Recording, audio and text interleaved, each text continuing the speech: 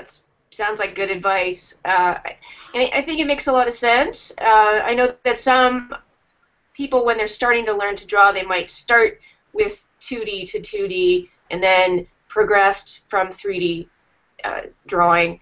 Although I suppose that you have an interesting idea there that you can get into some bad habits by going from photograph first.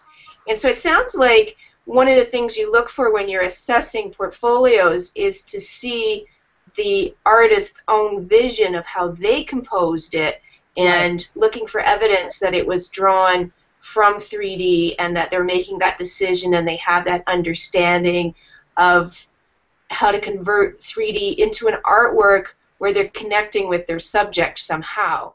I wonder if it alludes to a bit to get a sense of who the artist is and how they see. I know, like, for example, one of the schools in Canada, Carleton, they have some interesting ideas on their website where they talk about portfolio, like what is seeing, what is drawing. They kind of get into the philosophy of how you connect to the world around you. So when you're assessing students for your school, are you not just looking for skill, like can they draw, but how do they see the world? Who are they? What are their ideas? Because one of the things I often tell students, yes, you have to show that you have some basic ability that you'll be able to make it in that program, but more than that, you want to show how you think, how you design, what ideas you have, and that you have original ideas that really are expressing something that's unique about you. Do you find that you can even tell that even from a drawn from life drawing compared to some kind of interpretation from a photograph? I think you can tell the difference. I think that what I would be looking for in assessing someone's portfolio is how is the student interpreting something? What are they telling me about their subject that is unique to their own personal vision? So in other words, you could be drawing an image of a pine cone, and maybe somebody draws it, just sort of copies it technically, and it looks just like a pine cone, and it's technically accomplished, but doesn't really do more than that. In other words, it's kind of like a descriptive drawing that just says, okay, well, the pine cone is this tall, it's this wide, it has these little sections over here. What I'm looking for is someone who tells me what they think of the pine cone. Do they hate the pine cone? Do they love it? Do they think it's a beautiful form? Do they think it's a frightening form? I want to hear the op-ed piece. I want to hear what they think of that pine cone, and I want to see that opinion somehow expressed visually through the way the drawing has been made. So I think that absolutely you can get opinions out of even the most simple things. For example, one artist I like to reference quite a bit is Claude Monet. He took the subject of a haystack, which for me is just about the most boring subject you could come up with that's out there. I mean, really, what's so fascinating about a haystack when you think about it? But, he wasn't really talking about the haystack. He was talking about light. He was talking about color. And the haystack was his vehicle for discussing those sort of larger concepts in his work. So I do believe that at any subject or any level, some of that can be communicated. And, you don't need something big and flashy in order to have an opinion on something. Yeah, and I have to say, I love those paintings of Monet of the haystacks. Not because I love haystacks, but the color is just phenomenal in how he can make something, an everyday object, just so compelling and beautiful to look at. And now I guess that was an unusual thing at the time to look both the way they painted with the color and the impression of what they got from the scene, but also to look at some of those everyday things in that regard. But it kind of brings up another thing that I had wanted to talk to you about today, is that the balance in a portfolio, that I get the feeling from a lot of students that they really think they have to show off how good they are, how good their skills are. And that we see in a lot of high school students too that they're looking maybe in oftentimes a little conventionally at objects, like you said, like the pine cone, making it look really good. And it's great to have that skill, but it doesn't really show you who the artist is and what they're really made of and what their potential is, to work with their ideas and the way they see the world.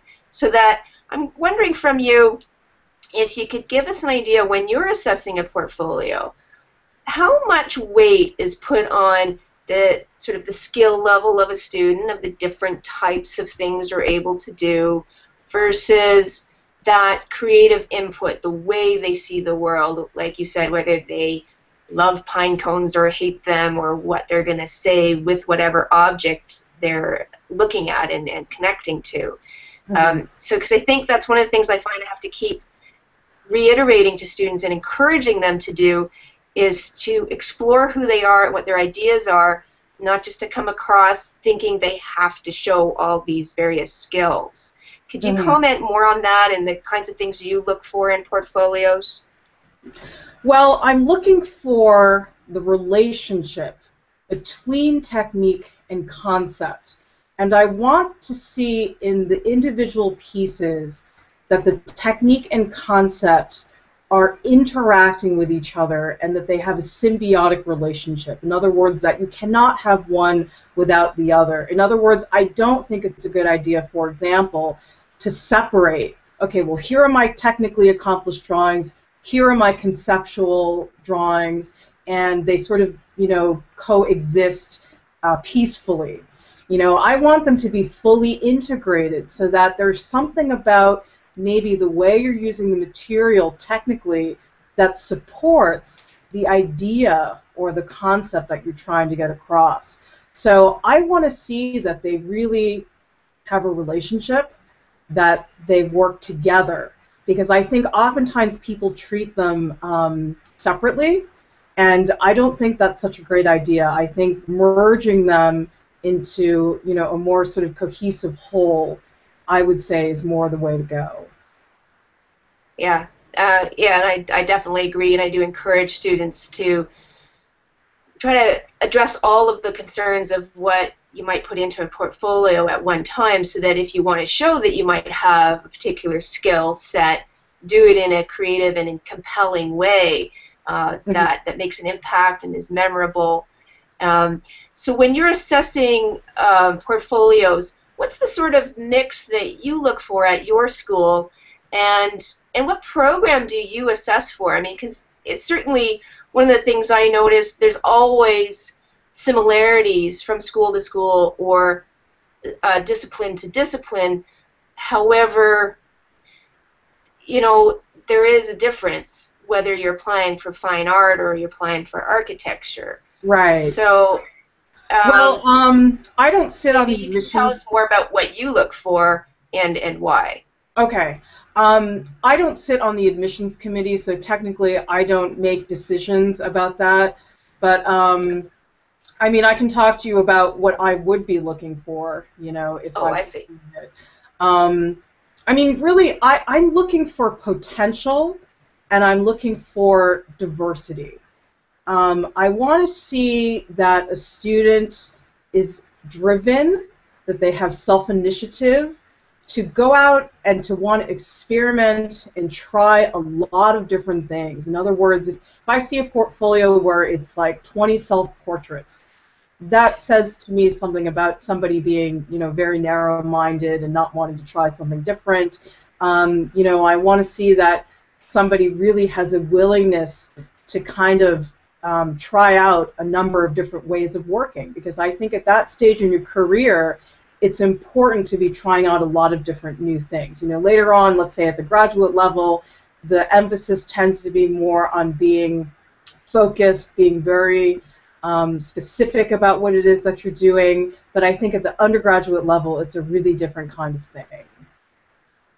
Oh yeah, one of the things I found interesting that you said in one of your ask the art prof questions, you were encouraging students to have finished artworks where it wasn't just the subject that's rendered or shaded or colored in, but that they treat the whole artwork, the whole surface, as an artwork, and thinking about what is the relationship to the background, and that too often you would see high school students just treating the subject.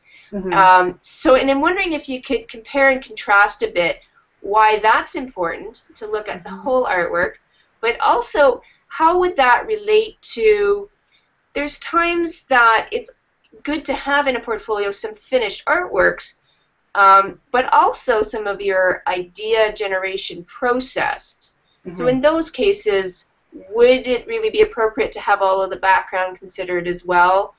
Do you like to see in portfolios maybe picking one project where the student might track their idea generation process from some research, sketchbook stuff, trying out some different ideas, and then culminating in the final project?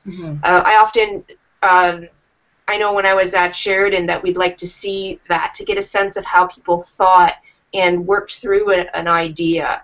Is that something that you would recommend too? So just to fill us in a little bit about why you said you should have a finished artwork, and I thought if I read it correctly that you thought you should only have that. Would showing a concept be sort of an exception to that? I mean, I don't think you can say that everything I say is necessarily set in stone, because I think that every single school has its own concerns that are very specific to what they need. So I think as far as finishing everything, I would check the school's requirements first and see what they say. My sort of tendency would be to say, err on having more finished pieces than unfinished pieces, because that really is sort of the meat of your portfolio, is those finished works. And I would only see those sort of in-progress pieces as being supplementary to those finished pieces in the portfolio. So I think it's sort of a case-by-case basis that you need to check the individual schools and see what they say. One of the reasons I do put an emphasis on finished work, though, is because I find that a lot of students at that stage in their careers don't have a lot of experience really following through on every aspect of the drawing. In other words, they'll have a very unbalanced set of skills. They'll be very good at drawing the subject. They can draw, the wrinkles in the skin really well in the portrait, but they've never drawn a background in their lives. And I think that makes for a skill set which is not very well-rounded, and you really want to be addressing all those different things. Like, for example, I say to students all the time that every square inch of your image matters. It's like I had a music teacher, a piano teacher, when I was studying as a child. She used to say to me all the time, you have to make every single note special. And I always thought it was so ridiculous because, when you're playing a piano piece, there's a lot of notes, so how could you possibly make every single note special? But it's more a mindset. It's like to say to yourself, well, this matters too. The background contributes to the art piece as much as the portrait does. So same thing, it goes back to relationships and things informing and supporting each other. So I just find that a lot of students have never worked on a background before. A lot of students are used to just leaving things blank, and they end up with these drawings that are just really unbalanced because you have sections that are totally neglected, not looked at or addressed at all, and then other sections that have been worked on like crazy, So I think it's more about bringing a balance to their work so that things are, a little bit more well-rounded in the end.